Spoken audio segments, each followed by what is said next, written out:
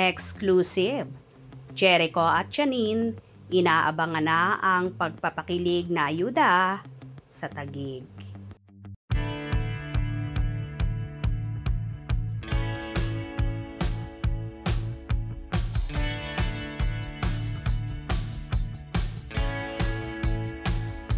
Ngayon ngang araw na ito, December 7, 2024, ay magkakaroon ng Bida Kapamilya Show sa Taguig City kung saan magpapasabog ng kilig ang rumored magkasintahan na sina Janine Gutierrez at Jericho Rosales kasama ang ilang cast ng hit seryeng Lavender Fields at iba't ibang show pa ng ABS-CBN Primetime Bida.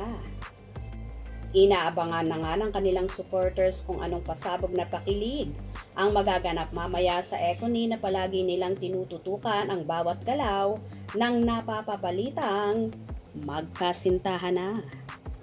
Ang dami nang napasaya ng upa-apaw na sorpresa at ang next na dadalawin ng saya, mga kapamilya sa Taguig. Bibida na ang cast ng Lavender Fields, CBB Gen 11 ex-housemates, cast ng Halfmates at Saving Grace. Mas lalong nag-uumapaw ang excitement dahil kasama ang iba pang barkada sa Bida Kapamilya sa Taguig ngayong ng lahat na may natatangi ng relasyon ang Econy.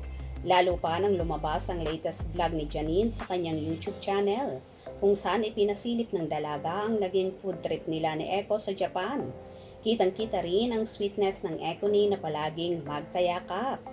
Dito rin na-booking na ang tawagan ni na Eko at Nini ay Baba, it means love, na so cute naman kapag naririnig na gamit nila ang word na ito.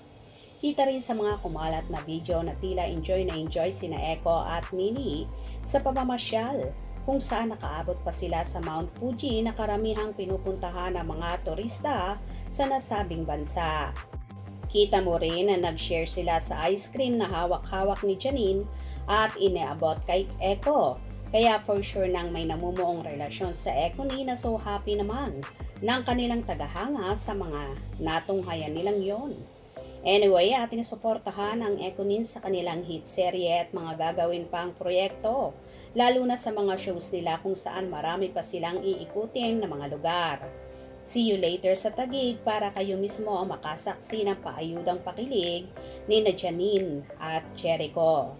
Kaya abang-abang tayo at palaging tumutok para di mapag-iwanan sa ganap ng So In Love na Econy.